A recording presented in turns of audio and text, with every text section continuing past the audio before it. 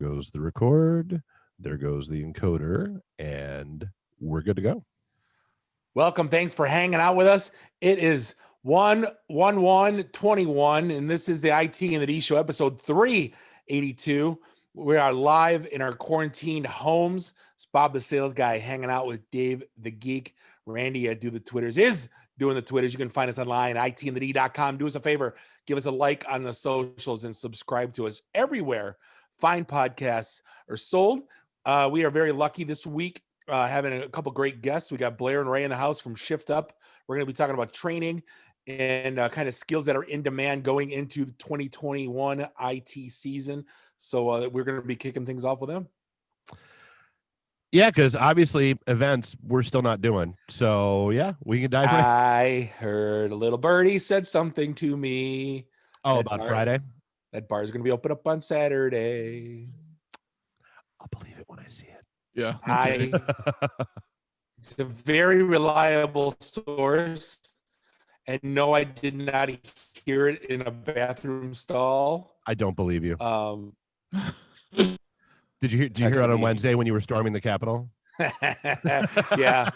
You didn't see me in the Viking hat, my face paint? Yeah, there was no gimp limp. I didn't see anybody gimp limping through the crowd. So no, there was that. That was with that old lady. Me and her were tag team partners.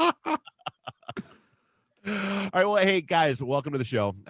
So yeah, I mean it's been a minute since you guys were on. So I mean, let's talk about I guess first let's talk about for those who might not be familiar with it, what Shift Up is, what you guys are doing, and we'll go from there. Appreciate it, both of you guys, or all of you. Sweet. So Shift Up, we are a tech skills training program headquartered in Detroit, startup company. And we basically help adults learn various in-demand skills, a lot of them IT, but we also have some sort of odd ducklings out, other areas adjacent that you can learn to, UX design, some other things. But basically our core areas are A+ certification prep, cybersecurity for Security Plus, and web development right now. But what's kind of weird and unique and twist about us is that I started this company a little while ago, and the idea is that, if you're trying to learn a skill these days, most people are sort of stuck between a rock and a hard place. They either need to pay a lot of money, an arm and a leg, to go back to college or to go to an expensive boot camp, that sort of thing, to get the structure that they want, or they are doing self-teaching, right? And if they're doing self-teaching, they can do it for free and they can do it flexibly, but very, very, very few people actually finish it. And so we're trying to basically say, hey, is there a happy medium in between where we can take the best of both worlds, provide something that's just about $100-200 a month that we call a learning gym. So Shift Up is a learning gym. And which is anyway, what's sort of unique is like when we started this out. Dangerous proposition. By and large, geeks don't like gyms. What do you mean? I'm just saying.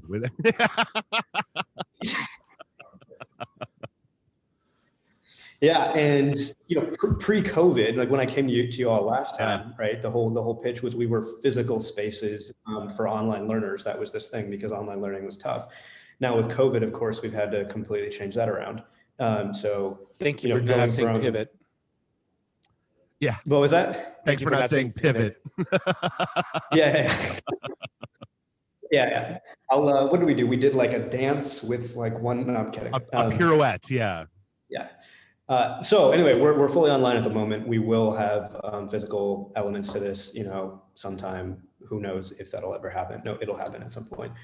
But anyway, we're fully online and we got some classes launching, and we have now, we signed an expansion agreement with a network of 2,500 spaces across the country. We're really excited to do this. And we also are working with a lot of online providers. So providers like Coursera, sending people to us. All right. So it's like, yeah, anyway, I'm getting into the weeds here, but that's the idea. So, I mean, let's talk about, my big thing is filling what's in demand, right? We could have 10,000 UI people, but if there aren't any jobs, and you always hear about cybersecurity, when people come to you and they say, I want to do UX, are you looking back at them going, there's shit on LinkedIn, or, maybe you want to look at why, or are you kind of just filling until someone tells you to stop, or we don't need any more of these people, or I guess what's that process look like? Yeah, I mean, it's a great question. I mean, what I would say, this relates back to kind of the overall purpose and vision for what we're doing. We do, don't get me wrong, we want to help people who want to get jobs and to be able to provide an affordable option that works for them. That is true. Ultimately, though, my hope is that every neighborhood at some point has a interesting, vibrant, flourishing place where people can go and explore their next move, right? And then sort of it's a seamless thing where you walk in, you start Aren't those to explore. called bars? Yes. But that sort of thing doesn't really exist once you leave, arguably high school or college or whatever. But my point is, yes, we have areas that are like for the most hot in demand things. And we also have adjacent areas that may not necessarily be exactly that, but they're still interesting creative outlets for people. And some people decide they want to check them out. So we do have people who come to us who say, I want to try web development and I want to try design. And I want to, dabble in these things. And then I'm going to focus on one and go. Yeah. And that was the thing. Our dream always, those are the story that always sticks with us. And it still hasn't gone away. It's lingering like that, I'm going to say bad fart. I'm going to say it, lingering like that bad fart from a long time ago. But just when people were laying off old big iron guys, and then they were retraining, hiring Java devs, we're like, why do you not just train Java devs and you create your own? Oh yeah. So, I mean, we talked about that with the one VP of a large healthcare company here in the area. Yeah. Who, within a 20-minute, or actually wasn't even within a 10-minute conversation, started off the conversation with, yeah, we just laid off all our big iron guys and God, we can't find .NET developers. Okay, well, genius. You had people who understood your back-end business systems really, really well that would have been that purple squirrel for you that you're always complaining you can't find, that knew the front end and the back end. What's wrong with you? So the point what I was trying to say is, like, are you banging down corporations' doors saying, what do you need? We can be because where I came from, we had an X program, right? Where they would bring on 15 trainees a quarter and get them ramped up to what they want. Yeah. I mean, are you guys going to corporations being that X program? We're short answer is not yet.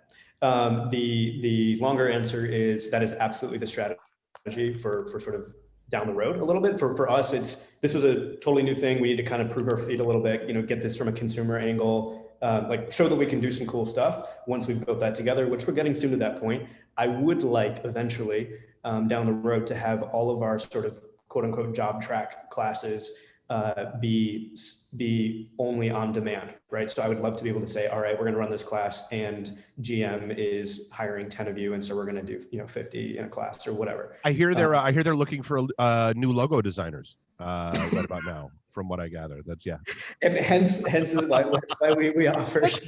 Speaking of that, what's going on? Like, one of them adds a underscore and the other one removes the little loop and just keeps it the Burger King. Like, that's wow, voila. Like, how do you present that? And someone says, oh my God. Well, see, you're judging it wrong. It makes you feel better. It does. That does it? No, it's all about how you feel. I mean, the logo should, because the food won't. Right.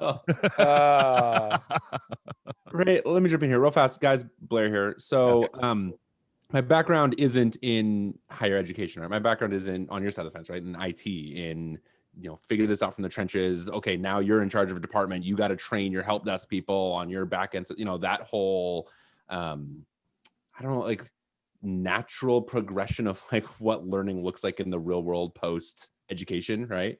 And hey, you got to go get this cert. Okay, you need to get it for this job. Good luck. Like, here's a book, right? Or here's a CompTIA course or whatever it happens to be. And it's not. And we're not going to tell you that you got to study for it every 6 months for the rest of your life. Right. So there's that element to it of like, hey, we've got this disparity of like, okay, I learned one way in school, and then in reality, I'm learning a different way. Combine that with freaking COVID and just taking both of those and going, nah, neither of those matter anymore, right? Right. So we kind of have this, the whole learning gym idea. That's completely Ray's idea of like, hey, we need this mentor, mentee, communal, like accountability thing. Like we need this thing that kind of replicates what an IT team or a PM team or whatever the team is would feel in the workforce, right? Then COVID, right? We've got a whole slew of people coming in going, hey, the career path I had before is gone. the thing that I thought I was going to do, that's not a thing anymore, right? Like there's 400,000 of us that are all looking to do that one thing. I need to go find a new thing.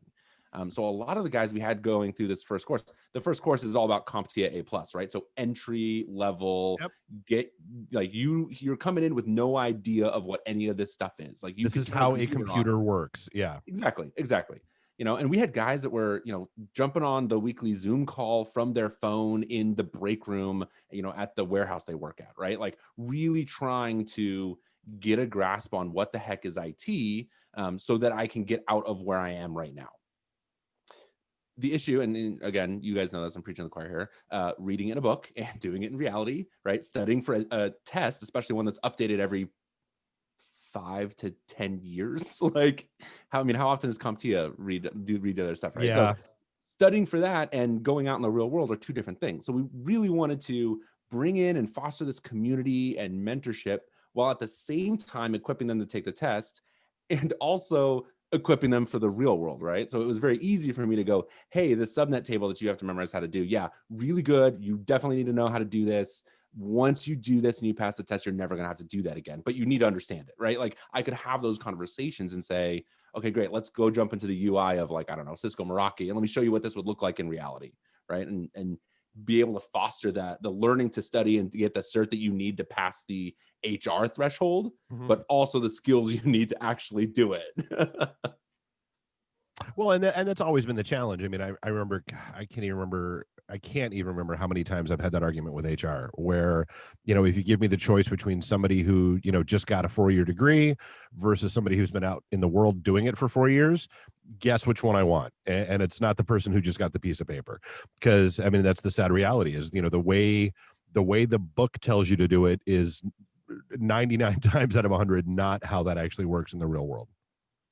Yeah. And again, I'm sure this will resonate with all you guys, right? Like IT work in general, and I'm overgeneralizing, is light blue, dark white collar, right? Like we are glorified plumbers at the end of the day. Like we're connecting tubes and pipes and whatnot via code, but like you can automate most of us out of a job, like really, from the technical perspective of it. It's the other skills of, okay, how do I then translate that techno stuff to Karen and HR? And how do I, the soft skills that you need in order to be able to do this stuff? And we're able to foster that and say, hey, yeah, sure, I could hire some temp agency, brand new person who just got A+ to, place you in a job, or brand new person who just got A+. I can teach you how to use LinkedIn. Okay, now you're going to be able to use this skill going forward and upgrade jobs and get new jobs, keep that whole snowball going. Let me teach you how to fish instead of just shotgun blasting you with stuff, right?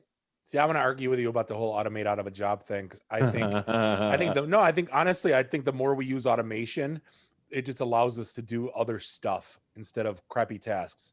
It allows us to, dare I say, innovate, but it allows us to finally be a little bit more creative. You almost said pivot, didn't you? I did not. No, but everything that I've done in the last few years of my life has been revolving around automation in the department and getting any smaller. We just got to do more cooler projects. Oh yeah, absolutely. And you get to take the stuff that, it's ironic. I work for an automation platform, right? Like Better Cloud, we automate stuff. So that's a whole other thing. But, taking that low level menial tasks that nobody enjoys doing, automate those. And now I can go provide value in way better ways. Yeah. And, who wants to do patch Saturdays? Exactly. Someone's still got to quarterback it though. Oh, for sure. And we still need a Chewbacca just in case they fall asleep during, updates. But, yeah, that's all automated. So, yeah. So do you guys still work with, I remember last time we were on the show, I think it was ironic because the sponsor was Udacity, I believe, actually, in a specific episode. Do you work with any of those online providers still? I'm curious if you have a finger on the pulse of sort of just online training, if has anything has No, I mean, I know Career Academy is still up and running because I've actually just thrown a couple people at that. But I mean, that's still not what you guys do. I mean, that's more, they provide the books and materials and that kind of stuff for you to dive into, but then you still have to go, you're still self-learning, you're still, you're just reading, and then go find a place to take the test. So I mean, a lot of the places that I'm aware of that did the boot camps and that kind of stuff either pumped the brakes, or kind of the same thing. We're trying to figure out how to do things virtually and how to do it effectively. Some good, some not. Let's for us, what's been really interesting is the with COVID, obviously our again, the core thesis of the business at the beginning was learning online was lonely and frustrating, and therefore we needed to have physical spaces and communities for online students. And that got thrown for a spin last March. We figured it out what we could do online. Metrics had never been higher. Like, we figured it out. It was great. That being said, I still deeply believe that what we've learned in the last year is, yes, the future of training and learning is not fully in person. It's also not fully online. I still think that, a lot of people, just the education shit that's been going down in the world, people want to blend. And so whatever group or organization or company can figure out that blend right and build that infrastructure, we're going to have a lot of value unlocked for people who are learning and for the whole world. Well, yeah, I mean, and let's be realistic. I mean, we've seen that play out with the actual school system over the course of this year, where that hybrid model, quote unquote, where it was mostly virtual, but hey, we have this one day a week where your kid can come in, either interact with the teacher or at least say hi to their friends, that kind of stuff, and get that little touch of humanity. Seemed to be a really good thing. I know, kind of the good touch and bad touch. Like my daughter was doing so much better in the virtual world. She's 13, and so she didn't have to deal with middle school girl drama. Middle school is the worst. We can all agree that middle school is the worst. Oh, it is. And it still exists. It still exists. It still exists, which is crazy. She was telling me stories today, and I'm like, because they're back in school, at least for half days, and she's telling me these stories, and I'm like, Sam, I love you, babe, but if I could tell you those same stories, no, the girls weren't vaping in the bathroom, they were smoking in the bathroom back in and drinking vodka in middle school, right? Yeah. So I mean, hairspray bottles. You want a spritz? Yeah. Yep. So I mean, it's been funny to watch, that kind of the educational process in general, try to figure that out. Whether my daughter had finally got lead of the play in high school. Working 2 years to finally get the lead, and has to wear a face shield, and it was great. She was amazing, but yeah. Hopefully next year. The 4 people on stage and the 12 people in the audience, Right. But no, so I mean, I guess that's my point. Is it's not just you guys. I mean, it's everybody has those same struggles and those same challenges. Yeah. So I don't know I'm a geek in this specific training world kind of thing, so I know this, but curious if you've heard of it. Amazon recently announced they're actually turning all their new warehouses, where they've got millions and folks. They're basically putting classrooms in there that are sort of what we're doing, like effectively learning gyms, sort of blended environments where they used to upskill and reskill folks just through purely online college degrees, and now they're doing the hard thing. So yeah, which is great. I mean, that's everybody loves to bash on basically any company that's gotten big, a warehouse job may not be the best paying job or the best career opportunity or anything else, but they're doing what they can. I think that's more than what a lot of places do. Ahead. We always talk about the non-education jobs that when my dad came to this country, what else he's supposed to do? But so that's a tool and die shop, take an apprenticeship, learn the trade. You know what I mean? Yeah, we have former Amazon workers as well who've gone through our programs and now in tech. So I don't have my college degree, right? I went straight from high school into doing tech, right? Just let's go for it. And I love being able to bring that up to my students and be like, hey, yeah, okay, sure, I'm a straight white middle class Southern California raised male. I got a lot. Are you even allowed on the internet right now? I don't. Oppressor. I am in a secure location, guys. It's fine. but not having your degree, especially when you're going up against the HR civ, right? That you don't get that checkbox. That system's not letting you in. Yeah. That you're not even getting to a person. See, right? now this is going to really pain me to say this, but my 16-year-old daughter's boyfriend, that just had he's Dun, got, dun, dun. he's already got 25 certs, including Cisco certs. And he just, I'm like, okay, here's your career path. And I'm like, if you don't want to listen to me, I don't care. But like, but The degree makes it easier, right? Like it greases some lubes or lubes some wheels for you or whatever, right? Like it greases the skids. well, think of the advantages he's going to have. That's what Bob is actually concerned about, is his daughter's boyfriend lubing anything. So he doesn't want to hear that. He doesn't want to hear. Did I tell you what happened? Sorry to derail. My daughter comes downstairs and he's behind her. It wouldn't be us if we did, Bob. No, my daughter comes downstairs and he's behind her and she goes, Dad, the internet sucks in this house. And I'm like, why? She goes, our gaming, we dropped like 8 times. And I'm like, I've been downloading like Cold War for 3 days. I'm pulling down, probably why. And I go, let me check the E-road. And I go, we got 300 meg coming into this house. I go, that's 2 OC3s. I go, do you realize when I was your age, how much bandwidth? And I'm like, oh my God, I've become my father. Dude, I was literally just yesterday, I was a buddy, Varian, that does a whole bunch of online stuff, was saying he's looking at Office Space, and he's like, yeah, like, and they're throwing in T3 connectivity for free. And I was like, dude, I'm sorry that I have to be the old school nerd here, but you realize like that's less than you can buy for your, like that's lower than the lowest package you can buy for your home right now. No, that's the cheap package. Right. I'm like, I don't 56K dial-up. I was like, I don't think you can get anything that cheap, that low for your home anymore, let alone anything else. You know how bad it's so bad when I've got the full network stack here. We got Cisco Meraki, got multiple APs, right? Like we got the whole rollout. My 5-year-old comes in today and she goes, Dad, the internet's slow. I'm like, honey, there is no way the internet is slow. We got gig coming in here, babe. Right. I got this. She goes, no, Dad, the internet's slow. I'm like, no, I'm on freaking Zoom. It's not slow. Like I'm at the command center. Like, what are you talking about? Pull it up. It was slow. We were only getting 100 instead of our full gig, and my 5-year-old could tell. Jeez. At that point, I turned off her iPad. I was like, honey, we need to go outside. These kids today will never understand the struggle and the pain. No, I read something on LinkedIn. The guy had a Meraki set up at his house and saw YouTube all day and then didn't see any online. So he goes, guess what's blocked between the hours of 9 to 6 every day? It's a thing. So I guess walk us through. They sign up for Shift Up.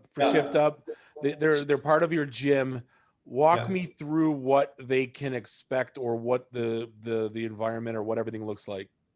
Yeah, well, actually, I'll let Blair. So Blair just ran the last class and did a phenomenal job. We had everybody complete. They're just now starting to take their certs. So we'll see how those go. But I'm confident in that. Blair, you want to walk them through kind of how does your class struggle work? And the one coming up, the one coming up launches January 27th, which is pretty quick. But anyway, Blair, let's share a little bit.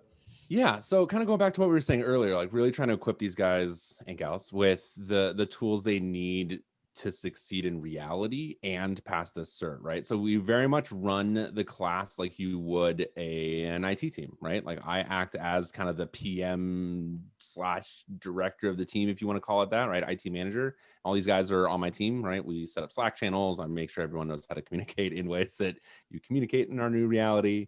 Because it's something I take for granted, but some of these guys they don't even know what Slack is, right? Like it's like, welcome to the workplace. Like, I need pants. What? No, that's not. Yeah. No, ironically, you don't need pants in IT anymore. No, so set up the class very, very much like a PM team, and try to keep it light. We have weekly check-ins where we kind of like go over the material everyone is supposed to lead themselves through, right? Whether it's we're kind of changing up the various curriculum right now. I'm partnering with Coursera, so we're going through their CompTIA course, right? So you've got expert level teaching. It's got quizzes built into it, which is great. Like if you're more the academic side, then weekly we can partner up and say, okay, here's what you need to know for the test. Here's what you really need to double down on. Here's what you need to know in reality. Let me show you what this looks like. Let's work through a lab together. I had the class pitch me a project like you would if you were a sysadmin, right? Hey, here's my problems I'm running into. Here's the requirements I need. Go. Like, give me something. Like, give me a proposal, like, exactly like you would do, going for a job or whatever. Go ahead, Oh, Rick. yeah. I was gonna say, and to be clear, right, that you, Dave and Bobby, probably you may remember from last time, but the point of what we're trying to do is like, let's be the most efficient blend of the self-paced good content that exists out there on the internet for free, right, or very close to free. And let's not pretend that it doesn't exist, because it does. Let's actually use it where it makes sense, and then complement it with like high touch support from a professional with a lot of experience like Blair, along with wraparound, community and events and employer connections and all this other stuff. So we don't, the CrossFit of training. You guys are that, right. And it's like, we not don't in a bad way. Yeah. And then because of that, we can bring the cost down, which is fantastic. I was aiming for more like a hot yoga meets Peloton, but you know what? I'll take CrossFit. You know what this smells like at hot yoga? Whew. No, but if you look at it just from a perspective of, you can work out by yourself with not talk to anybody. You could take one of those classes. You could go into CrossFit where it's like a 10-to-1 ratio, or you can do 1-to-1 where it's insanely expensive. So yeah, no, I get it. And that's the other piece too. We also have that one-to-one aspect, right? Like there are those questions that you just don't want to ask in front of a bunch of people, right? Where in reality, you would pull your boss or your mentor or whoever aside and be like, hey, you said this thing in the meeting, but I didn't know what you meant. Like, where's the any key? Yeah, exactly. Right. What's Vim? How do I get out of this? So, those types of questions, like we have the one-on-one mentoring for, or office hours or other abilities to really be extensible for the students to make sure they're being taken care of. Right. And yet still at their own pace, still, able to kind of teach themselves, if you will.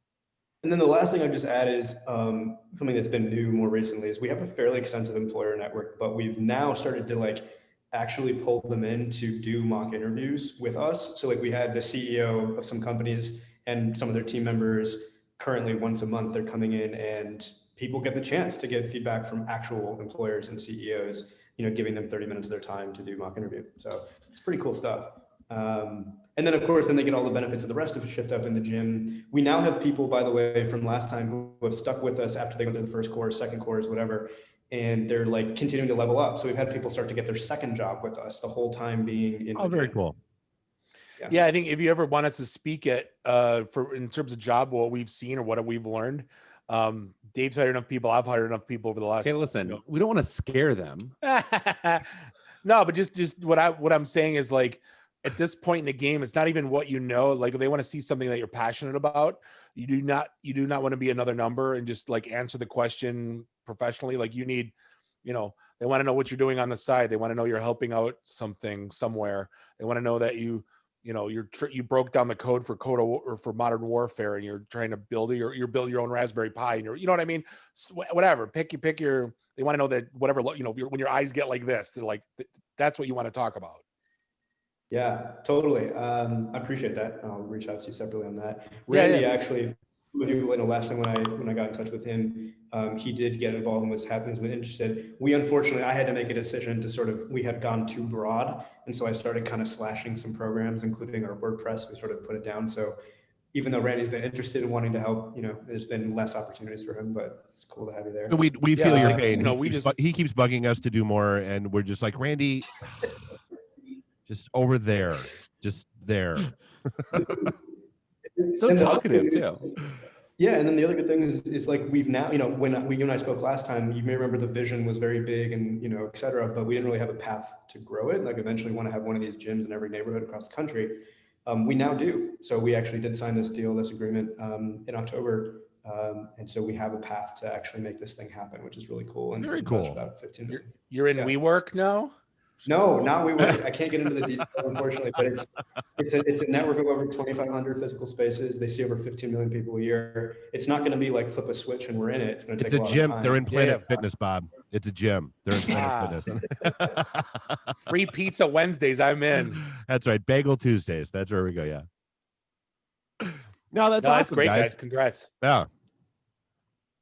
So anyway, if people want to sign, if you're listening to this and you know somebody who wants to get in and get an A+, and by the way, I totally forgot something very important, which is we're piloting now a financial agreement. If you can't afford to pay anything, some folks are flat broke, especially in this recession. You have to do an extra level of interviews with us. We have to be able to vouch for you, but you can do it where you don't pay anything up front and you only pay in it if and when you get a job that pays over 40K. And so it's not a student loan in the traditional sense that if you don't win, you don't pay us anything. And if you do win, then you pay a premium. You just make them cook grilled cheeses and mop the floor for you. That's, you know. So, but my point is, if you're listening to this, you want to join, the price is $249 a month it's a 5-month program, 20 weeks part-time, 10 to 15 hours a week. It's Wednesday evening, 7:30 to 9 p.m. Eastern time on Zoom. Anybody can join. $249 a month, or just over $1,000 up front. You save a little bit of money. And then if you can't afford that, we do have options if you pass the interviews to pay nothing up front. That also includes the cert and whatnot. So there's, if you do the math, I'm sorry, what? It does not. I'm sorry, it does not include the cert. Just clip that part where it says includes the cert and then bring it in. Bleep them out. Bleep me out. Yeah, right. Man, this guy just started cussing on our show. It's so weird. I mean, we do have financial aid as well. So there's basically 3 options. Yeah. Full price, the 0 up front, and then we do have some aid available. Blair, just start dropping a bunch of F-bombs. That's the only thing we edit out of our show. All right, cool. I mean, I guess anything else we didn't hit, or like anything we want to make sure we get out before we get you guys out of here? Employers. So people, if you run an IT company, if you run a team, and you're looking for other cool pipelines of talent, like we're still small, it's still early, but we're growing, right? And we're getting ready to start to ramp up and do a lot more of these classes. So you can get in touch with me, shoot me an email directly, ray@shiftup.tech, SHIFTUP.TECH. So employers, we can help out. If you want to learn, if you have friends or family that want to learn, let them know. If you want to mentor or coach, you can reach out to me, and you can help change a lot of people's lives and get cool jobs. So. Interesting. I might want to hop in on that side. Very, very cool. All right. Well, guys, hey, thanks for coming out. Not coming out, because, you didn't really have to leave your nice, comfy, you're in your own place. But, thanks for coming on. Appreciate it. Always love hearing good stuff, especially when it's a touch point with somebody we've talked to earlier. Feel free to cut loose. Look forward to hearing more in the future. We'll have you guys back in when more stuff breaks, and we'll go from there. Sweet. Thank you, guys. Appreciate it. Yeah, real appreciate it, guys. It's so much fun. Yeah, good to see you. No, appreciate it, guys. Enjoy. Good to see you, Will. Yeah, have a good one.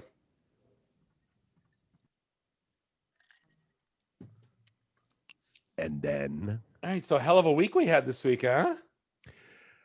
Can I go refill my drink before we start talking about this? Sure. Only if it's the 2020 drink. No, I'll let you talk about that for a sec while I do that. So basically, it was a meme floating around. It said, you go to a bar and order a 2020. What does the bartender give you? Yeah. It says licks a Corona, dresses it with sugar, squirts lime in your eye, hits you with a twisted tea, slides you an Ocean Spray cranberry while singing Fleetwood Mac, and then it says it's on special, and then charges you $600. Nice. I thought that was freaking brilliant. That's pretty good. Yeah. It sums the year up completely. I still don't get the thing with the skateboard cranberry guy. It's just, he went viral on TikTok, and that's why people do TikTok, is because it's like winning the lottery. 1 out of 4 million videos, people makes Entertainment Tonight, and then he gets a sponsorship deal with cranberry sauce. Yeah. Or juice or whatever. Juice, yeah. Yeah, and then pretty much, yeah. I don't know. I saw the video. I didn't really understand it, but whatever. It was, the guy looked, he looked, I've seen 13,000 videos just like it. Yeah. Yeah. Like it wasn't anything, it was one of those things. Someone says it's cool, and then, okay. And then, BuzzFeed picks it up. This is how these, the news stories go viral anyway. 3 people tweet it, and then a news org sees it, and then they write a story about it. And then all of a sudden it's like, oh my God. And then everyone writes about it because they're getting clicks. Exactly. And then you become, what is he even doing? Like, do you remember the radio guy with the radio voice, the homeless guy, and he actually ended up getting professional work? Yeah. Well, that's crazy. Like what the internet, for as ugly as this thing is, sometimes it has cool stories like that sprinkled in every once in a while with stuff that got success when shouldn't have, or just out of nowhere. No idea. I love how our so I guess here's the thing, and I want to set the table. We try not to talk. We if you've listened to us at any time, you know that we don't talk politics on the show. We don't want to draw lines. We don't want to alienate anyone. This week we kind of have to, because it hit the tech world pretty hard. Well, no, I'm about to draw some lines. If you're drawing lines, I'm hanging up. No, I mean it's dude. It's so. I mean, let's start with last Tuesday. Well, no, our first email, we send, if you don't know how we do our notes, we have a Gmail thread and we send stories back and forth. And the first one is Apple Maps won't give directions to Washington. So that's what I said. So DC. that was last Tuesday. Yeah. After things started, even just the precursor to Wednesday's chaos, Apple Maps stopped working for getting directions to Washington, D.C. So I looked into that. Apparently, there were so many streets shut down, they couldn't accurately provide directions to what they had marked as, like, And if you're that's- just put in Washington, D.C., this is where we'll take you Yeah. to. But all the streets around there were shut off. And that's what every Close. nerd said was there's no traffic moving or data. Yeah. So it physically it's not like Apple went and said, okay, let's shut it down. Right. There's just nothing to, Yeah, we can't route you because we don't have real-time data and we have all these street closure notifications. So pick an address and we'll send you there, but we can't just send you to Washington, D.C. in general. Interesting. And then, of course, the chaos of Wednesday happened.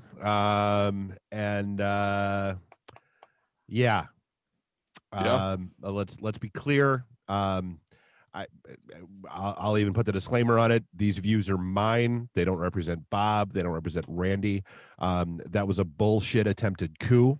Never before in the history of this country have you seen a sitting president fire up a crowd and then cut them loose up the street, directing them at the Capitol and the voting that was taking place there to certify the election. That was nuts. And I will say, I've said it before and I'll say it again. This is why conspiracy theories are dangerous.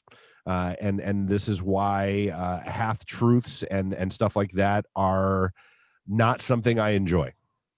But then, so obviously Wednesday's chaos broke, and I do find it interesting that just last week we had talked about the story where they got the geofencing warrant in Wisconsin, because guess what? There's a lot of geofencing warrants getting thrown around right now to see who was in, around, nearby. There's people getting pulled off of planes getting ready to take off. Yep. Yeah. There was a video with the ending music of Goodfellas. I saw it. It was effing amazing. It's nuts. I do have a conspiracy theory about the Twitter shutting off Donald J's Twitter. And this one's mine and my own conspiracy theory. They're just tired of him sending out 10, 12 tweets a day. No, dude. I did the math. I know you did. they said Trump and his 57,000 tweets are gone. I go, God, that seems like a lot. So of course I go to the calculator machine and I go, I don't know that I have 57. No, but when did it start? 2009. So I go 12 years, right? Right. And the math ended up being he was sending 12 a day for 12 years. Yeah, and that's assuming it was 12 a day. Not every retweets, day. actual tweets. Tweets, yeah, not comments. That means you had to have a thought in your head. You had to think about it. Point taken. But you had to go and type that out with every word capitalized. But that's a lot. It's not even retweets. That's tweets. But here's my conspiracy theory. Okay. So every time for the last 4 years, let's say he's ramped it up in the last 4 years, it was 30 a day. Because in the early days, it was only Obama stinks, you know what I mean? That type of crap. Right. Let's say it was 30 a day. For every tweet that he sent out, I bet you at minimum, I started with a smaller number, but I'm going to say a minimum of 500,000 report tweet that got sent back to Twitter. Minimum. So Twitter at this point was going, okay, Insider Riot, great. We are so tired and exhausted from having to filter through 500,000 reports on every single, on 20, 30 tweets a day. I'm just, you know what? I got something, pull the plug. And I mean, it was justified regardless, but I think that had for me, that was the just seeing how the magnitude of tweets. I see somebody sometimes and I scroll through their feed and they went through 30 today. And I'm like, what can you possibly talk about? Right. Are you just doing what we're doing a 2-hour podcast and then just taking clips and then putting that on Twitter. Like, we get it. Like, I mean, it's possible. Yeah. So I mean, at this point, let's in fact, I meant to lead the show with this, and I'm sorry I forgot.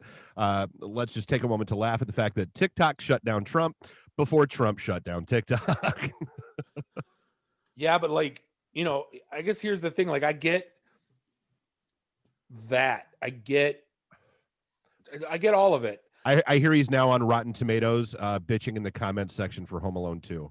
No, Joe sent a text. Joe sent a meme. It was like, what's my goddamn MySpace password? Well, didn't he tweet from the POTUS account and that got hit? And that got And shut Team down. Trump, the Trump re-election and then campaign Junior, account, I think, that got shut you know. down. Junior got shut down. His So then PR there's person. 100 memes of like XI Arnold, like like the Chinese, like here's another thing, and a lot of people. So like, you guys know I'm pretty centrist. I try to be consistent, follow both sides. And the one thing, like, I heard from a lot of people going, okay, great. The Ayatollah of Iran has called for straight up genocide against an entire religion. There's Chinese officials that are talking about those trains that are, I forget the name of it, that they're doing the just basically genocide and going on in China with that group of people. And they're tweeting about that. So Twitter, like, we're not arguing with you to because this was inciting a riot, and we agree with you, but we want you to be consistent. And I think this is a slippery slope when you pick that, and you don't go after things that are comparable, which inciting genocide. Granted, it didn't happen, thank God. But just the fact of the matter remains. I get that, and I mean, and that's the I took a little bit of exception because I've got a friend of mine that I mean, phenomenal guy, love him and his wife, and he's kind of fallen deep to the dark side when it comes to the conspiracy theories and that kind of stuff, and so like he shared a video. Worse than mine. Yeah, Bo reached out to me today for help with you. Actually, it was not. No, so he shared a video from Rumble today, and it was from the CEO of Parler, and it's interesting to me how he is phrasing things, because it's the same kind of bullshit rhetoric that you see all along with this, where, they're going to come for your speech and they're going to come for your guns and they're going to come for you next. Dude, I'm pretty sure, no, they're not going to come for me because I didn't build a platform that enables hate speech and incites riots. And well, when you sign hosting agreements and you do stuff like that, you have to sign in terms of, I remember when in my younger days, I sold racks and bandwidth to porn companies. And I said, you guys understand that there's an acceptable use policy in the terms of service. If you break any of them, I got to kill your contract, right? If you abide by whatever is legal in terms of that, like just straight up. And they went into it knowing, and if they did something illegal, like, I wouldn't feel bad about pulling it because you did something like, but here, let me bring this up because this was a big thing too. We talked about this a long time ago because there's telecommunications rules that don't, I know the world's different and things are, the internet doesn't abide by the same governance as regulations as telecommunications. But a lot of people brought that up too. Like, there's drug deals on the phone every day, 10,000 times over every minute, felonies. Is AT&T culpable? And I said, well, they're protected, but internet companies and apps, it doesn't fall under that governance. No, because I mean, you've got Section 230, which is the they're not liable for things that are posted on their site, but it's do they want to tolerate it? And so the analogy, or was it built for that? Because I think 8chan got dropped too, if I'm not mistaken. By Cloudflare, yep. Yeah. And that's the thing. So Parler, first Google announced they dropped them, then Apple announced they dropped them, and then Amazon announced they just cut off their web services and it was gone, which did make me laugh because people were like, oh, I saw there were a flurry of posts from people about, turn off auto update and on your iOS phone and turn off this and turn off that, and that'll keep Parler running. No, if there's no web services behind it, it doesn't matter. If you still have the button you can click on your screen, it dead. Right. I haven't checked it. I downloaded it when it launched like 5 months ago, and I never used it. Like 0 followers, 0 everything. Well, I didn't sign up for it. now that all of their data is out there. So, you know, that's the other But thing. I just hit my profile and it said your request has failed due to a failed connect to Yep. whatever IP address port 443. I didn't sign up for it, but somebody uses my Twitter name on Parler and has been posting it on Twitter. So, like, if you search for me on Twitter, you see this jackass on Twitter posting his Parler.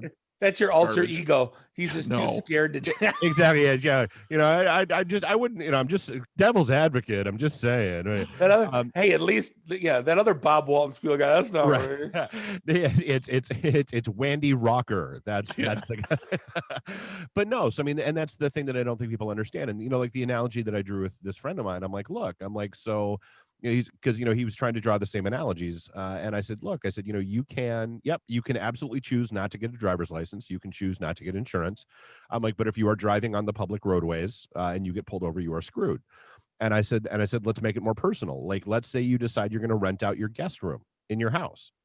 Are you going to care who you rent it out to, or are you going to rent it out to just anybody that shows up to do whatever the hell they want, and have no say in what goes on? And he's like, oh, well, hell no. I'm like, okay, well, welcome to an acceptable use policy. And that's how this works. So let me ask you a question though. Right now you're pushing them farther down into a further deeper, darker echo chamber.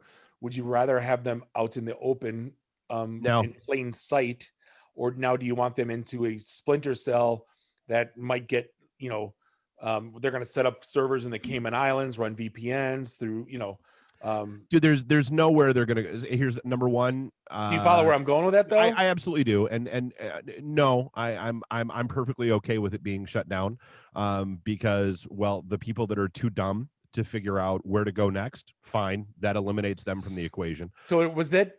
I don't know how it was actually. Was it set up like with no moderation? Yeah. Like say anything. It was, dude. It was period. I've got a few. I never even signed up for it, but I've got a few friends that have, and the screenshots that they share are just ridiculous. Just I cannot even believe that they were allowed to go on as long as they have.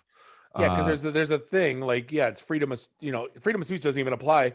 But like, which a lot of people don't understand. But no, I don't, and I don't get that either. I think a lot of people. Someone brought up everyone that was mad about the gay birthday cake. For, you know, it's a private business and they chose not to do business with that person. Everyone got so just imagine it's a birthday cake, and right. But the same people that were mad that the people didn't make the birthday cake are now cheering that Parler's getting shut down. It's kind of a, you know, it was a private business. I don't think anybody was mad that they weren't making the birthday cake. Oh yeah, I remember a huge uproar. Yeah, the conservatives were mad that they weren't making the birthday cake because it was other way around. Was it? No, all the way around. Oh, yeah. I guess here's the thing. But that's where I was going is, you know what? Yeah, fine. Push them further underground. If this has taught anybody anything, it should be that nothing that you do online is not available to everybody.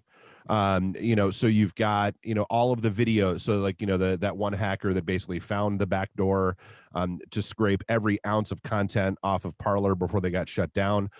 All of those videos, everything has now been uploaded to archive.org, and the FBI is using them. And by the way, most of you are too dumb to put off, you know, to not put to take off the geolocation tags and that kind of stuff.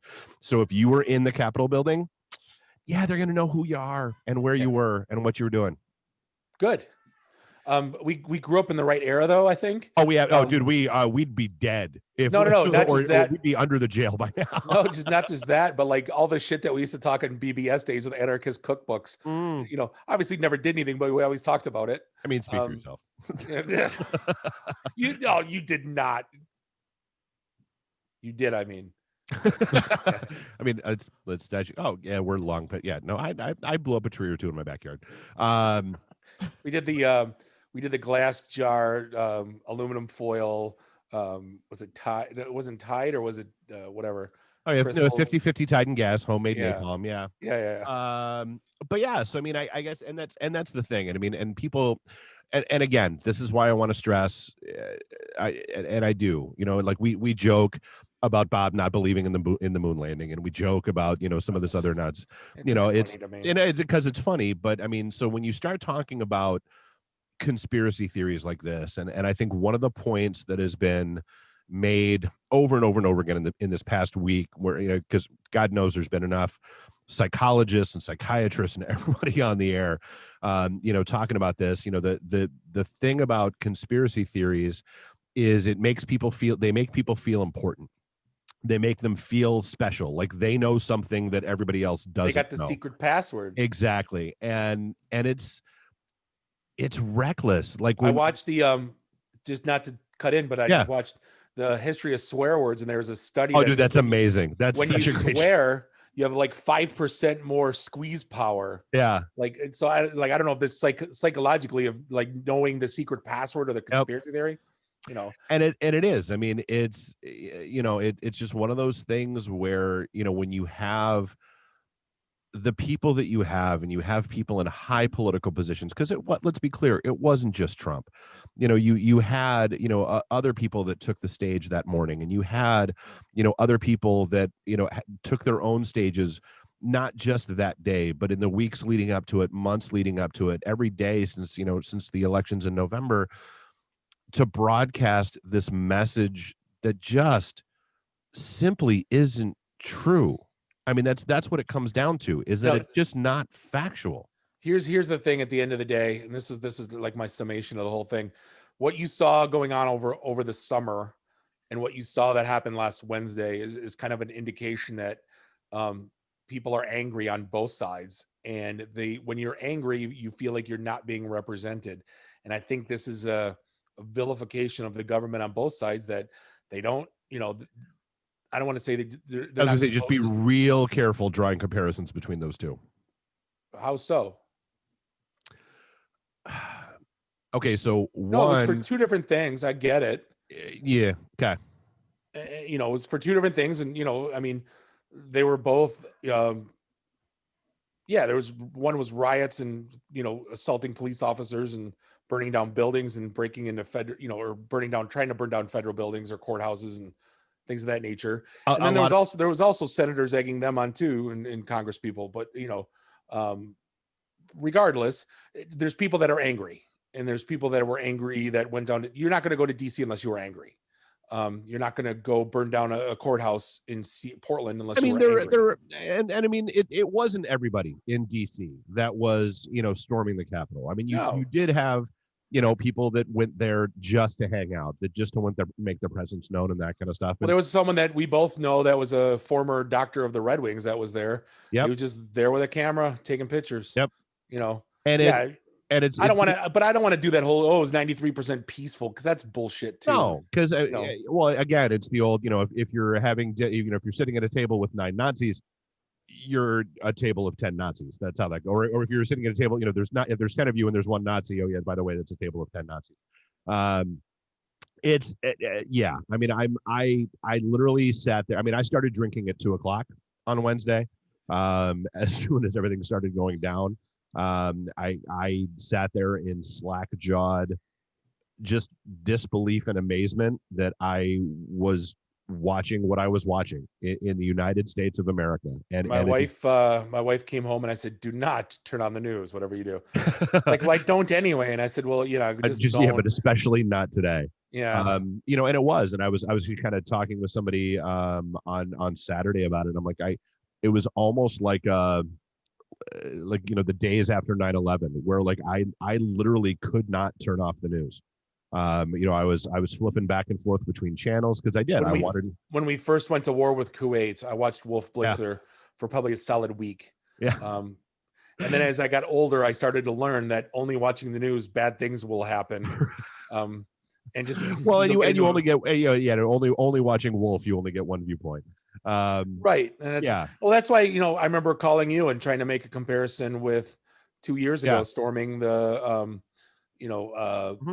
Supreme Court, and you're like, you're stupid, and I'm like, all right, just explain to me why I'm stupid, and I'm open-minded enough to listen. And I changed my point. That's why I don't post anything politics online, because I would rather call 3 of my conservative friends and 3 of my liberal friends and figure out what the take is, right, and then come to there's a middle in that whole thing. And in the middle I got was, there was some angry people, and what they did was, effing stupid, on a level that is unprecedented in this modern day. Well, and the sad reality is now you've got, the FBI memo comes out today that you've got basically planned armed protests at Dude, I saw that. at every capital throughout the nation, starting on the 16th. Didn't Lansing ban open carry in the Capitol? I'm like, A, why is open carry a thing? Why B, was that permitted in the first place? why, Yeah. Right. Again, and my take on that, I'm pretty pro 2A, but I'm like, anyone that brandishes or open carries, I'm like, you're not wrong. You're just an asshole. Yeah. There's no reason other than There's no need. Yeah. No. And I've had a CPL permit off and on for the last 10 years. Yep. That I've never actually used, but I've had it just to have it. And I'm like, I don't get open. Well, open and carry. that's one of those, dude. That's one of those conversations you and I have had. I guess what? I own guns.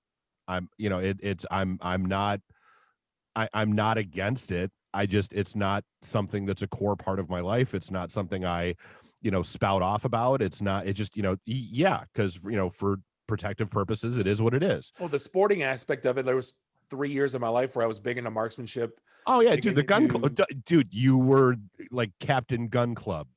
No, I was the king, the Schützenkönig. Exactly. I didn't want to mispronounce that. That's why I didn't say. Yeah. I got free beer down in Kentucky for saying I was that. Oh, nice. So yeah, I mean, I'm concerned. I am genuinely concerned for what may or may not happen over the course of the next week. I mean, we're 9 days out, from Biden's inauguration. That's what they were talking about, not just, the plans at the Capitol, but there are plans to go after Biden, to go after Harris. And I guess here's the thing, kids, you took your shot when everybody was quiet and mellow and relaxed and not paying attention, and you messed that up. I would really not recommend doing anything now, because now, especially in DC, because you made the Secret Service look bad. You made Paul Blart look bad. You made, and a lot of people are really angry and are really going to be in the mood to prove themselves. If some shit starts, some really bad shit is going to happen. That I truly believe that. No, I just hope cooler. I'm going to make a call. Cooler heads are going to prevail. There's going to be some, there's going to be a couple farts in the wind. But I hope I hope and I pray that nothing even close happens at any other capitals or anything, and just we can put this shit to bed. I would sincerely hope not. Unfortunately, I have lost my faith in society to believe it's not. No, because I mean, I'm not going to get too far into it, but yeah, I hope this just doesn't set a precedent in the future for either side. Because you saw, that this is how you act, because up until this part of our life, everything was pretty chill. I mean, if you look at like when the Tea Party was big, they cleaned up their stuff and they yelled in a park. Right. You know what I mean? Like it wasn't, nobody hurt, nobody hit anybody. Yeah. And like, I just hope and I see like the Antifa still marching in Portland, like attacking people. And it's like, wait, I thought you guys won life good. Like, you know what I mean? Like, but and yelling, this is our streets now. Like, great. This is your streets. Cool. Like, this shouldn't be like me versus you, dude. We're all here's the thing. At the end of the day, right? I got to see you. I got to see Randy. I got to see my friends. I got to see strangers that I say hi to once a month, once a year. Yep. Right. I'm never going to see these politicians. They're not going to see me. They know, and the thing is, like, what Facebook has done is turn people into, like, I don't want to say assholes, but like, there's some like people that I really used to like are just becoming these, I don't know if we're just because we're stuck in the house. I'm trying to give them the benefit of the doubt because I like everybody. I'm not going to apologize. Turn into like just straight up. You were always an asshole online, so I'm not worried about that. But they just turned into straight up assholes, and I go, I'm like, God, I used to like you, like, and you become this thing that why are you using this platform for that? Like, fart jokes, right? Like that's where it's at. Can I talk about that real quick? I thought that was funny the other day. Where my ode to politics, like following politics, political parties. Oh, right. That modern day political party affiliations are farts. It's not wrong. No, I kind of got that after my talk with you on the phone, because mine smell like roses and yours smell like hot garbage. Me farting makes me smile. You farting is vile and disgusting, and my farts are justified, and your farts horrify me, and I'll shame you publicly till the end of times. But every once in a while, we can both agree it just stinks in here, and we're at that moment in time right now where I think both sides can agree it stinks in here. It's yeah. As We Bill open a window for the love of God. eloquently put it, it's time to open up a window, Bob. And I'm like, Yeah. yep. I don't think we have enough windows, but let's make that happen. Right. Anyway, I just hope after January 20th the Rona goes away and everybody sings Kumbaya and we can have a beer and a White Claw and a schnapps and just again, because we're the ones that gotta see each other in the streets. Yeah. So like I don't want to make any enemies. Like I don't need to I don't want to see somebody at a bar and go like, I can't talk to you because you're an asshole on Facebook. Like that's childish, but like, people are making their own beds with this. Like, it's getting stupid. Like it really is. And it's on both sides. I'm not saying one or the other. Yeah, no, there's I assholes get it. on. No, and I'm sure people have the same thought about me. Where there are people where if they don't know you, that's the problem with Facebook is because you got 1,500 friends on there. 400 of them know you to the point where they've had a beer with you more than twice. Right. The other ones are just like, you're some dude that walked by my booth. Like they don't know the context. Like when I talk, that's why I try to be real leery of like. That's why I loved because I think it was Eric screen capped it yesterday where I got accused of mansplaining something to someone and like four other. I saw that in the chat. Yeah, and like 4 other people jumped to my defense and they're like, dude, you don't know him. And the sad reality is, I've met the guy before. And I've met him and his wife, and they were some of the people that hung out in Toledo a couple times. You mansplained to a guy? No, it was he was trying to defend his wife. But see, that's what happens. Like every once in a while, I'll dive into like a Fox 2 comment section, and then I read an argument, and I'm like, "Who are you arguing with?" I'm like, wait, what? Like, how did I? Yeah. Like nothing's gonna change. You're not changing anyone's mind. No. You're not getting anyone's perspective moved. They're everyone's gonna have a retort. Yeah. Like, oh, but like I said, that's why I called people because it's like, okay, I want to have a conversation. We can talk this thing through. Yeah, not a witty one-off. Yeah. No, because luckily I came up with this 15 years ago. Just come, if I'm gonna have this conversation with you, I want you to know I don't think I'm right. I don't think you're wrong. I might pick up a new perspective. I might not, but yeah, I'm not gonna come out of this conversation, you screw you, right. Kiss my butt, and blah, blah, blah. Anyway, can we talk about fun stuff? Viennetta ice cream cakes are coming back. Dude, do you remember those? I so do. Randy, you were old enough to know that you had them? I had them once or twice before they were gone. Yeah. Sweet mother of God, were those good? My mom would get one like once every 6 months, and I would like, Bobby, don't touch them. Yeah. But those. It's for company. What we're talking about, it's like the lightest, flakiest ice cream, and there's like 16 layers of like chocolate, like covering. So if you take like an ice cream cone, dip it in chocolate, another ice cream cone, dip it in chocolate, but it's like a cake. Yeah, it's like ribbons of ice cream. Yeah. Yep. Oh, so good. Oh, and they're so coming back, and I so can't wait. And gimme. One of the super neat things with the NFL playoffs, there was all of a sudden I saw the post about this, and I'm like, what in the hell is this even about? Well, I'm reading chatter and so it's on Nickelodeon. So I turned the game over, and it was great because it was like false start, and then 22 offense. You know what I mean? And then a little kid would pop up on the scoreboard and said, false start is when the offensive team moves before the ball snapped. And then he makes some comment about like, that's kind of like when my dad starts eating dinner before my mom says grace. And then he would go back down. So they got little kids doing one-liners. That's kind of cute. Then they had like they would explain the game as it was going on. They had Nate Burleson in the kind of going, all right, you're in the end zone. But then when they would score, there was these graphics and like slime cannons, which is like a Incredible Hulk Bukkake party. That's right. You can't do that on television. Right. All the way. Yeah. It's still going on. But it made it more like, you know, if I'm a 12-year-old kid, like this is So kind it turned of football into something I would watch, is what you're saying? that too. But it just it held my interest. It was fun. Like they, you know, cool graphics. Like on replays, they would like, you know, have your feet be Interesting. like cartoons. I'd be curious to see like what kind of deal like went into that, and if like if that's their new marketing strategy to try to hook kids into the game and all that kind of stuff. I mean, no one hated it. I guess that's the thing for everything I read. And I Yeah. didn't read much, but like everyone was like, "Oh, it's great. It was refreshing. It was, you know, That's kind of cool. yeah." So I got something in the mail that made me freaking laugh. Oh, dude, yeah, I saw your note about this, and I'm like, I can't wait to hear what this story is. No, so I DJ'd at the Post. It's not news to anybody, but for 11 years.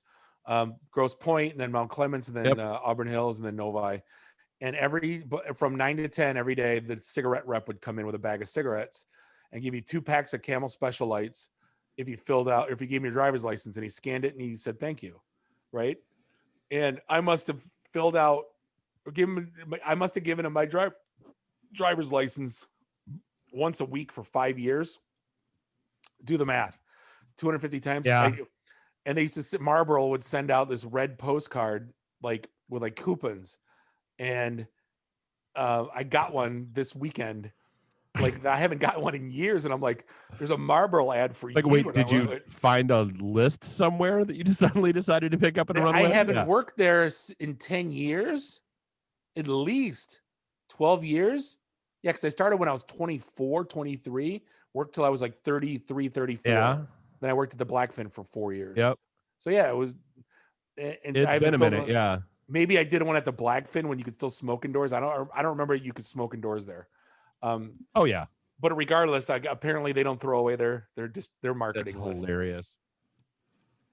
But so I guess speaking of being indoors, John Cowley and Sons, we've had a pint or two there over the years, in downtown Farmington, got fined $1,000 for basically somebody pitching a hissy fit that people were having a drink while waiting on their takeout orders. Dude, those people. So like what was going on was you can come in and get takeout. I remember when I went to Woodpile, and everyone could come inside and get their takeout and then leave. Yep. And then you could have a pint at the bar. Well, apparently for the shutdown, this place decided they're going to keep that up. So you can sit down and have a pint because your shit's going to be ready in 15, 20 minutes anyway. Enough to have a drink, throw a $5 bill down. Yep. Call it a day.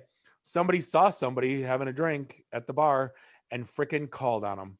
Well, yeah, it said apparently this person walked in, lost their ever-loving minds, and walked back out and said they were calling the state, and apparently really did call the state. And yeah. And they said there was 8 people in the room downstairs where it seats 80. Yep. And they were all masked. Yeah. So I just talked to a good friend of mine who's. Do you have a drink if you're wearing a mask? You wear 2 masks, then it's got the slit in the middle, then you could drink through that. Straw. It's straw. Yeah, put the straw in the. But I caught up with a business friend of mine, who's got a severely autistic kid. I mean, I'm not talking like someone with autism that is functional, right. Someone that like, once in a while gets naked and runs in the street level of autism, right? He struggles all the time, but he took him to Costco, and he didn't wear a mask because he can't, or he wouldn't. And this woman like grabbed the front of his shopping cart and was pushing him and screaming at him. And the kid kind of started noticing he's, freaking out. And so he's like, yeah, we're not going to Costco anymore. Like, and he's like, he's got autism. Like, what am I supposed to do? They go, put a face shield on him. I go, there's no way. That's not going to work. Yeah. He doesn't have the Rona. I can assure you. But yeah, they're like people like literally everyone turned into an HOA president. Your hedges are 2 inches taller than they should be. God, I hate people. Well, it's one of those things where I don't know, what are you supposed to say? Like, if you're already walking in that situation angry, seeing this person, you're not going to come to reason. Your mind's already made up, and you could say this person's got asthma, Asperger's, the whole every disease known to man. And you're like, so like, get out of here. Right. Their mind's made up. Oh, so I was gonna say the one thing we didn't talk about with the whole Capitol thing, and it's something a lot of people don't think about, is are the physical security issues. Like, so you had people roaming around a government building, and so it's supposed to be the most secure building in the country. Well, I mean, there's the White House, So I mean, no, then there's the Pentagon and Fort Yeah. Knox. I get it. but yeah, it's up, it's supposed to be up there. So you had people roaming around, freely and aimlessly inside the Capitol, and what a lot of people didn't think about was, okay, the poor IT guys that now have to do an equipment audit and like a physical audit on anything with a power supply, anything with basically they have to sweep every room for bugs, for listening devices, for keyloggers. They have to reformat every computer. They have to like basically wipe everything down to the core and start all over again. Like that's like those are the guys, like I feel bad for those guys. And the thing is, I think you kind of have to, because like the rumors went out that Pelosi's, AOC's shoes got taken. Oh, and they said they stole a laptop out of Pelosi's office. But Yeah. it was apparently one that was just used for presentations or something stupid like that. But still, I mean, that's But mostly, if you log into the thing, if you can get in, if they have a password saver, because it's your private, you know what I'm saying? Like, well, I mean, dude, I mean, how many times have we heard from our like the penetration testing folks, dude? If I got a USB drive and I hook it into your computer, it doesn't matter if you're logged in or not. Like I got you. Yeah. So I mean, that's the issue. And then apparently, I guess the second round of stimulus checks, chaos still ensues.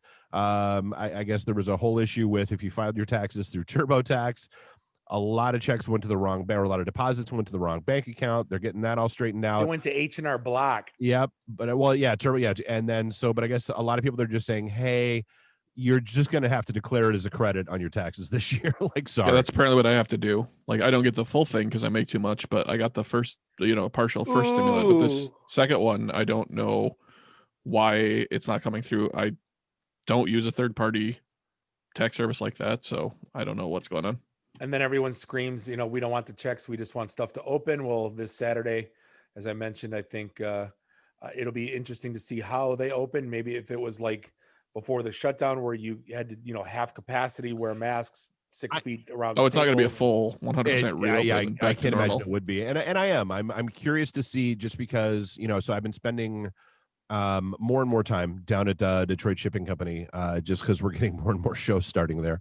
And man, like even the nice-ish days where it's 40 and sunny, man, I got there the other day and there was a huge crowd of people out front that were all, sipping on drinks and that kind of stuff. I ran into one of the managers in the parking lot when I parked, and he was like, yeah, man. He's like, dude, like last night and today, he's like, I just pulled up. He's like, I knew this weekend was going to be weird. He's like, but I didn't expect this, because they're limited to 120 seats out back, but they're one of the few places that are open. And so they were telling people 2.5 hour waits, and people were waiting. So like I hope this loosens things up a little bit, because I'm sure they would love to have, that inner courtyard with, the tenting in it there open. I don't see them bringing any tables in by the restaurant. Are they doing a max or a limit on the time, or they just like you hang out? I don't believe they are. Like, that's the one thing I didn't really like. There was a place in Royal Oak. I'm not going to call them out. No, you mentioned that I think last week or the week. Yeah, they're trying to do the thing, but 90-minute max, and there was a they're being pretty cool about it, and I mean, and it's been interesting, like, because I've talked to a few people that were standing outside, and they're like, and they've all said the same thing, like, look, this is one of the few places that's actually open, and I just wanted to get out of the house, like, and I feel like a lot of people are in that same boat. On my alleged trip out of state, where I may or may not have went to a bar, right? Or it's not me, but someone that I know. Hypothetically speaking, I heard stories about how liberating it finally felt, and came back like refreshed and a new person. So I mean, it's amazing what that does for someone to be able to, Man, I've said it a million times. I mean, I more than anything else, I miss the random bar chats. Like, that's like those are the, like, I miss that randomness. I miss those conversations. I miss, sitting around the bar at Temple Bar, or sitting at the bar at Whiskey in the Jar, or sitting, wherever, and just having those occasional random conversations with people that happen. That's, I mean, God, we haven't had Comic Cons in God knows how long. and who knows when those are coming back. You know, so I mean, it's the little things like that that kind of like give you that little battery boost, that little battery recharge that can keep you going. I mean, what's Ian Ziering gonna do? No Comic Con. I don't know, right? Sharknado 6, Squirrelacane 7. Tsunami. The article that got written, and I think they dug a little too far, and I think they missed the mark. How Cobra Kai and Star Wars. I thought this actually had it's got a couple of good points to it. See, here's the thing that the writer or whoever, I think they don't understand the difference between Star Wars and Karate Kid. Karate Kid was a nostalgia film that everybody really liked. Star Wars is let me put it plain and simple. It's a goddamn religion. Is religion. I read the book. Like, it needs to be like, there's people that have invested their entire lives to a thing, and they want it to be perfect. And Karate Kid was just like it's kind of like Back to the Future in my book. It was like a great movie in my youth that I look at fondly and I really like, and I always will like, and it'll always be part of me, but it's not Star Wars. And I get where you're going, but think about what would your perception have been if Cobra Kai had sucked? Like, how angry would you have been if they ruined that memory with a crappy? No, because the movie's fine. Like, I would have watched it and been like, it's hot garbage, and moved on. Yeah. Like, I wouldn't even have talked about it. Like, Yeah. It wasn't anything I anticipated or wanted or needed. You know Oh what I'm no, saying? dude! I think it caught us all off guard, and it was one of those Yeah. things where, like, when they announced it, it was, oh my god, please don't screw this up, please don't screw this up, please don't screw this up, and then we were pleasantly surprised. But I think the core point of the article, though, is okay. So you have Sensei and Jedi Master, but I mean, by and large, it's the obsession with people that from their glory days kind of peaked back in the day. And they're trying to introduce new characters, and that doesn't always really sit well with the fans. And honestly, I thought the parallel between what we saw with Johnny and Daniel and the two students and things like kind of following the other direction, and then they're making it Palpatine out and like Snoke, and then they're making it out like Johnny Lawrence's kid is like Kylo Ren, and he went to the other side, and they're like. But like I said, I mean, I thought it had some good points to it. I mean, I didn't necessarily completely agree with it, but I saw where they were going. That connect the dots is about a half a mile long. But I mean, again, it's two different things. If there was like a Star Trek reboot or something that came out, they're like, I don't even know what would resemble Star Wars in terms of like a quote unquote religion. There's really very few things that fall into that that can even be compared. Yeah.